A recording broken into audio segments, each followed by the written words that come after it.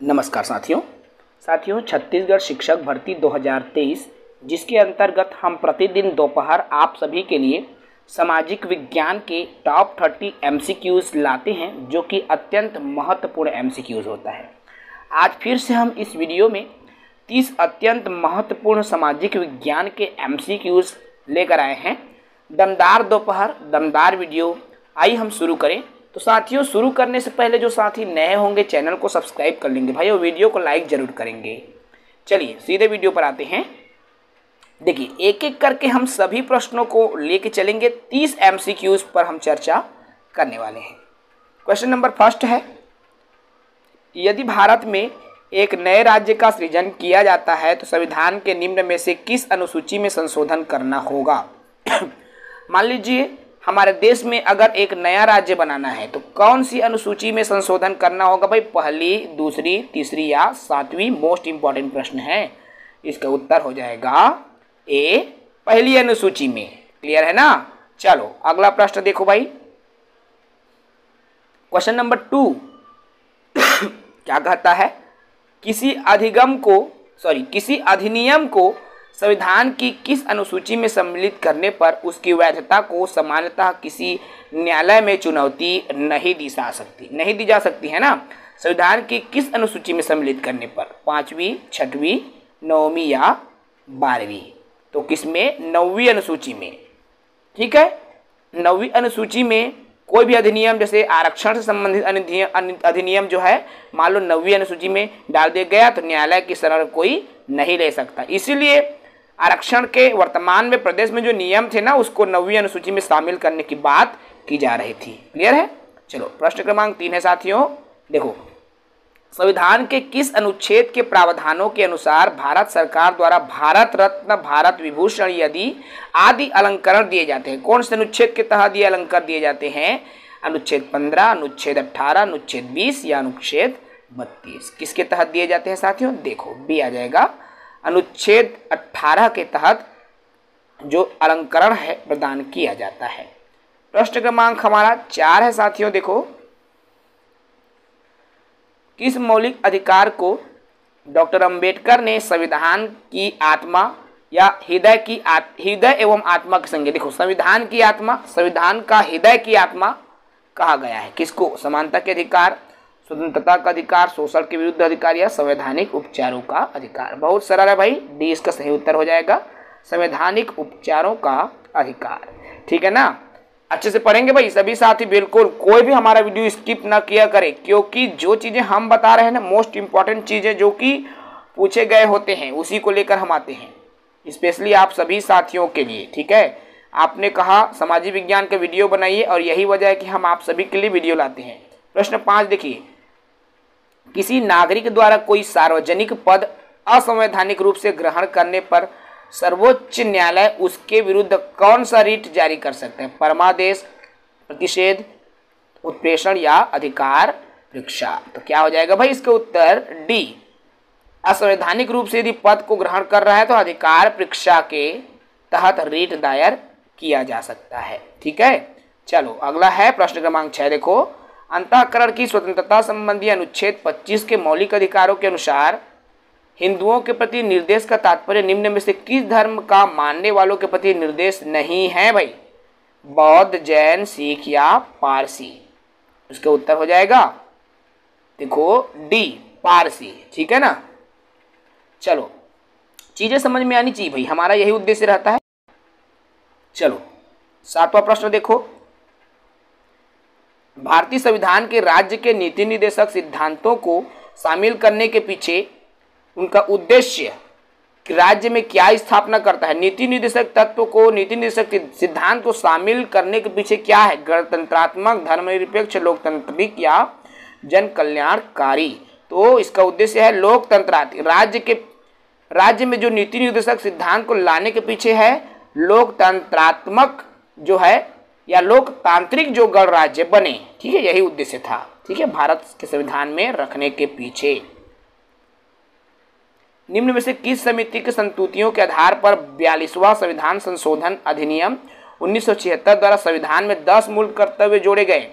कौन सी समिति के द्वारा ये 10 कर्तव्य जोड़े गए भाई? देखो, स्वर्ण सिंह समिति, मोस्ट इंपॉर्टेंट है भाई, याद रखना, स्वर्ण सिंह समिति के द्वारा। चलो ठीक है, अगला प्रश्न देखो, प्रश्न क्रमांक,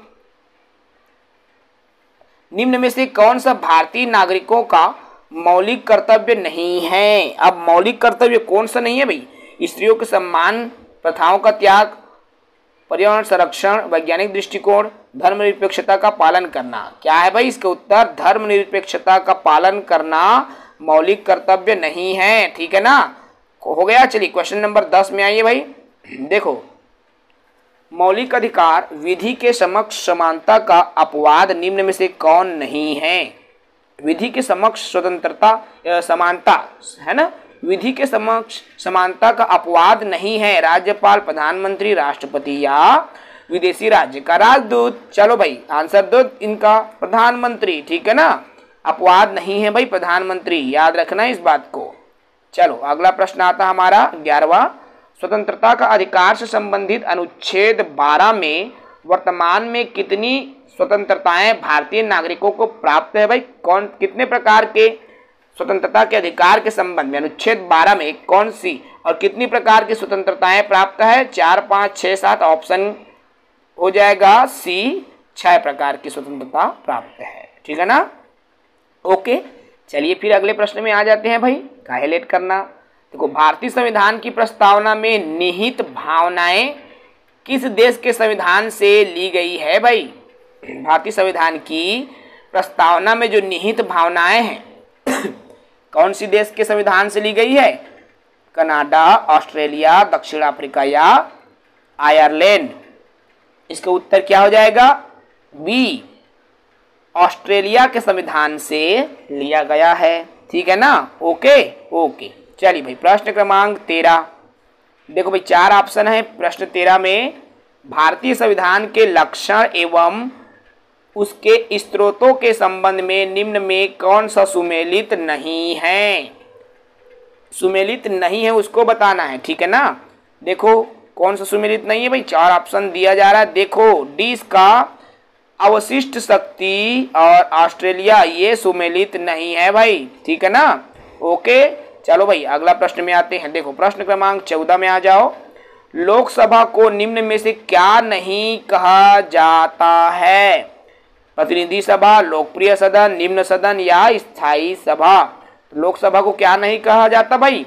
स्थायी सभा। लोकसभा स्थायी सभा नहीं होती भाई, लोकसभा भंग भी हो जाता है इसलिए, है ना, स्थायी सभा नहीं कहा जाता, याद रखेंगे इस बात को, मोस्ट इंपॉर्टेंट है। राजनीति शास्त्र संविधान से लेकर हम चल रहे हैं भाई। देखो, संसदीय प्रणाली को निम्न में से कौन सी प्रथा भारत की देन है?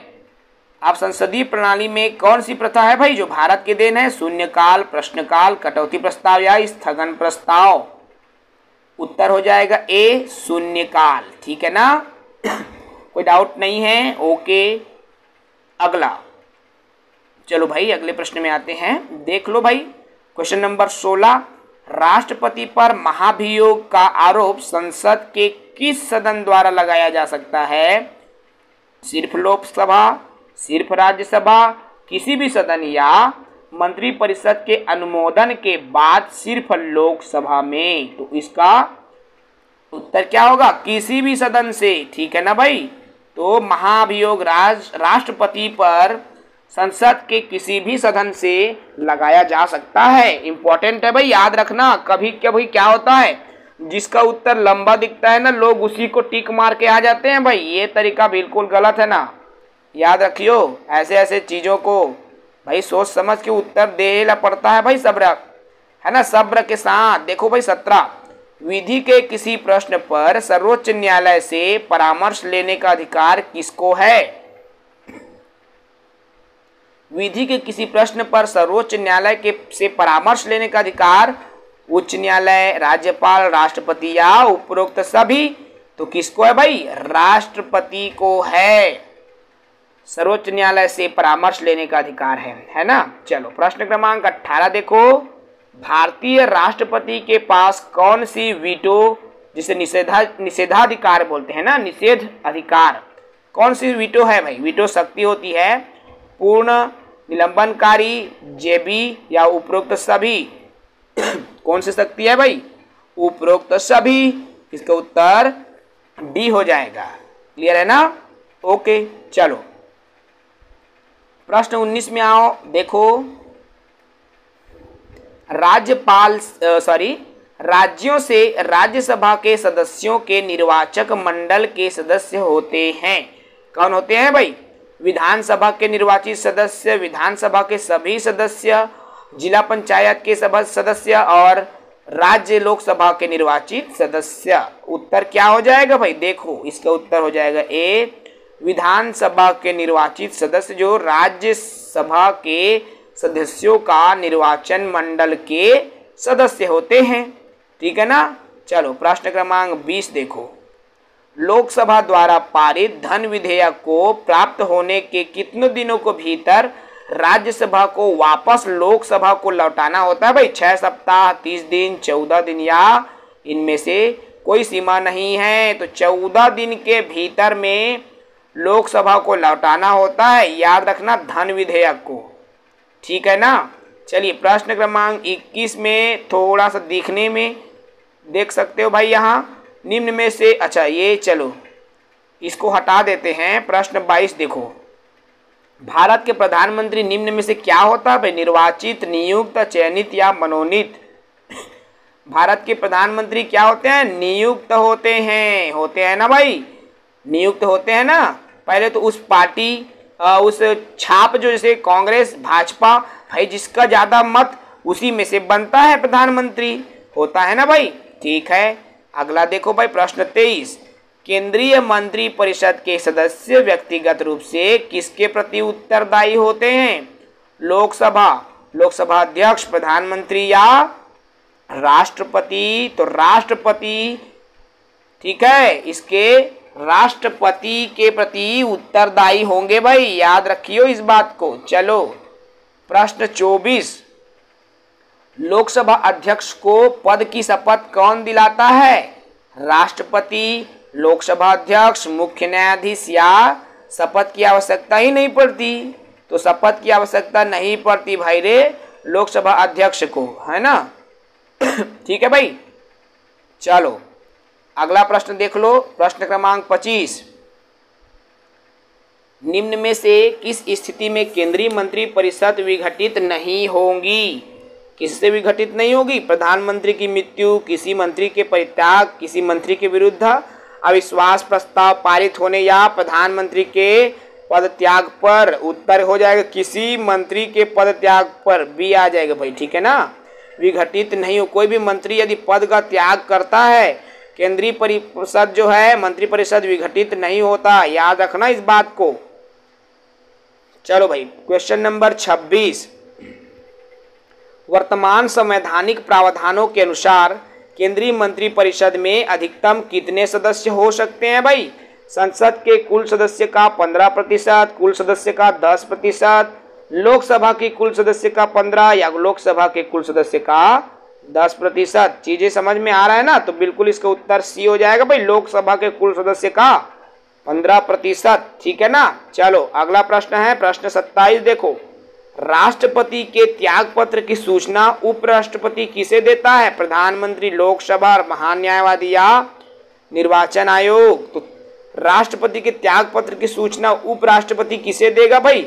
लोकसभा अध्यक्ष को। 20 का सही उत्तर हो जाएगा। ठीक है ना?